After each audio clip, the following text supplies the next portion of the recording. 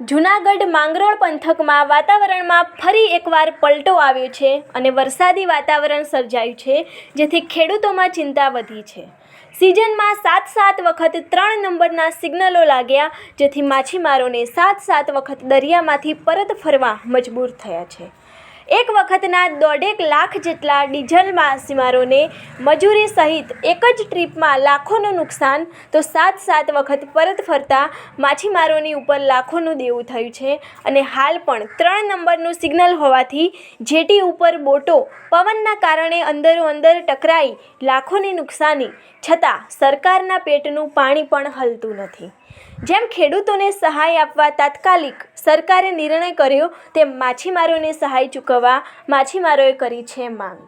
હાલ માંગરોળ બંદર ઉપર 3 નંબરનું સિગ્નલ લગાવવામાં આવ્યું છે અને માછીમારોને દરિયો નહીં ખેડવાની ચેતવણી પણ આપી છે। માછીમારોને આ સિઝનમાં માત્ર એક જ ફિશિંગ થાય છે અને તેમાં પણ ભારે ખોટ પડી છે, જ્યારે માછીમારોએ દાગીનાઓ વેચી રૂપિયા વ્યાજે લઈને પોતાનું ગુજરાન ચલાવવા મજબૂર થયા છે। માછીમારોને પણ ખેડૂતોની જેમ પેકેજ જાહેર કરે તેમ માછીમારોને સહાય આપી પેકેજ જાહેર કરવાની માછીમારોએ માંગ કરી છે। મારું નામ કિશનભાઈ ભાદરેસા છે, માંગરોળ બંદર બોટ એસોસિએશનનો પ્રમુખ છે। અત્યારે 15 ઓગસ્ટથી લઈને અત્યાર સુધીમાં લગભગ મારા ખ્યાલથી 2.5 મહિના થયા ફિશિંગને, પણ એક પણ ફિશિંગ સાડી આવી નથી। ઓછામાં ઓછી 6 થી 7 વખત પાછી વાપસ બોલાવવામાં આવી છે બોટોને, કારણ કે 3 નંબરનું સિગ્નલ વારંવાર લાગી જાય છે અને અધિકારીઓ દ્વારા પરત બોલાવવાની વાતો આવે છે, એટલે અમારે ફરજિયાત બોટોને પાછી બોલાવી દેવી પડે છે। એના હિસાબે કમસે કમ એક બોટ દીઠ ઓછામાં ઓછું 50 થી 1 લાખ રૂપિયા સુધીનો ખર્ચ થાય છે। તો આ ખર્ચ બહુ મોટા પાયે થઈ જાય છે દરેક બોટોને, એટલે એ બહુ મોટું નુકસાન આવે છે। જેમ અત્યારે ધરતીપુત્ર ઉપર સરકાર મહેરબાન થઈ છે અને ધરતીપુત્રને ખેડૂતોને જે નુકસાન થયું છે ઓનું પેકેજ જાહેર કરવાના છે, તો એમ સાગરપુત્ર માટે બી કોઈ પેકેજ એવું કોઈ જાહેર કરે તો ઘણો સાગરપુત્રને બી ઘણો ફાયદો થઈ શકે। બીજા નંબરમાં એમ વાત કરું તો આ બંદરમાં આપ મારી પાછળ જોઈ રહ્યા છે કેટલી બોટો ફિશિંગ બોટો છે, એમનું એકબીજાને આપસમાં ટકરાવવાથી ઘણું નુકસાન થાય છે। તો એમાંય કંઈ થોડું ઘણી રાહતનું કંઈ ધ્યાન આપે તો એ મારી આ મીડિયાના માધ્યમથી મારે માંગણી અને લાગણી છે। આ વખતે 15 ઓગસ્ટ પછી સિઝન ચાલુ થઈ, એ 15 દિવસ લેટ ચાલુ કરી, પણ એ બહુ સારી વાત હતી ગુજરાત સરકાર તરફથી। પણ સિઝન ચાલુ કર્યા પછી પણ ઓછામાં ઓછા 5 થી 7 વખત હવામાન ખાતાની આગાહીના હિસાબે ફિશિંગમાંથી વચ્ચે જ પાછું આવી જવું પડ્યું છે।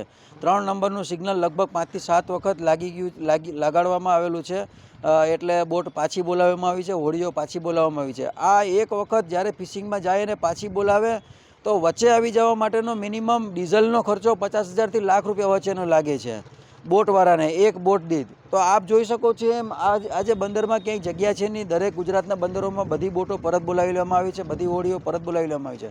તો જેમ હાલમાં ગુજરાત સરકાર દ્વારા હવામાન ખરાબ થયું અને બહુ જ વરસાદી ઝાપટાઓ થયા બધી જગ્યાએ, અને જમીનના ખેડૂતો માટે ખેડૂતોના નુકસાનનો સર્વે થયો, એમ એક માછીમારોનો પણ સર્વે થવો જોઈએ એવી અમારી સરકારને વિનંતી છે કે આ સર્વે કરી અને માછીમારોને પણ એક સ્પેશિયલ રાહત પેકેજ આ નુકસાનનું જાહેર કરવું જોઈએ એવી સરકારને અમારી વિનંતી છે।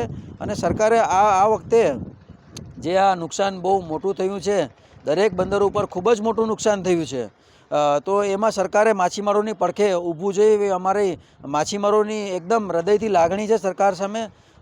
અને અમારી આ વાત સરકાર સુધી પહોંચાડવા માટે આપ મીડિયાને પણ અમારી ખૂબ ખૂબ વિનંતી છે। 15 ઓગસ્ટથી મચ્છીમારીની છૂટ મળી છે, પરંતુ ત્યાર સુધીમાં 7 સિગ્નલો મચ્છીમારોને પરત આવવા માટેના લાગી ગયા છે। 3 જીએમબીના 3 નંબરના સિગ્નલથી માછીમારો ગભરાય અને સરકારની ફિશરીઝ ડિપાર્ટમેન્ટની સૂચનાથી માછીમારો ગભરાય અને પરત આવ્યા છે, જેને કારણે 20 દિવસના કોટામાં એને જે ઈંધણ આપવામાં આવતું હતું એ લગભગ 50% જેટલું બળી ગયું છે। એના લીધે એને લગભગ 1.5-2 લાખ રૂપિયાનો ઈંધણનો ખર્ચો થયો છે। આ સિવાય આઈસના જે બ્લોક છે, બરફના બ્લોક છે, એ પણ પીગળી ગયા છે, એનો પણ ખર્ચો માથે પડ્યો છે। આ સિવાય બંદરમાં જ રહીને જે ફિશરમેન ભાઈઓ છે, જે બોટના ખલાસીઓ છે, એને લઈને બોટમેને રાશન આપવું પડે, આ રાશનનો 10-15 દિવસનો ખર્ચો પણ માથે પડે છે, એટલે ખૂબ મોટા પાયે નુકસાન જાય છે। વધારામાં ખાતર માથે દીવો બંદરમાં હોય ત્યારે મોજાઓ ખૂબ આવતા હોય બંદરમાં, એક બીજી બોટો સાથે અથડાઈને બોટો પણ તૂટી ગઈ છે ને એના લીધે પણ 50,000થી 1.5 લાખ સુધીનું નુકસાન થયું છે. મારી સરકારને વિનંતી છે કે ડિઝાસ્ટર મેનેજમેન્ટમાં જે કિસાન ભાઈઓને લાભ આપવામાં આવે છે એવો જ લાભ માછીમાર ભાઈઓને પણ આપવામાં આવે ને એને પણ નુકસાનીમાં લાભ થાય એવી રીતે વર્તવામાં આવે એવી મારી વિનંતી છે.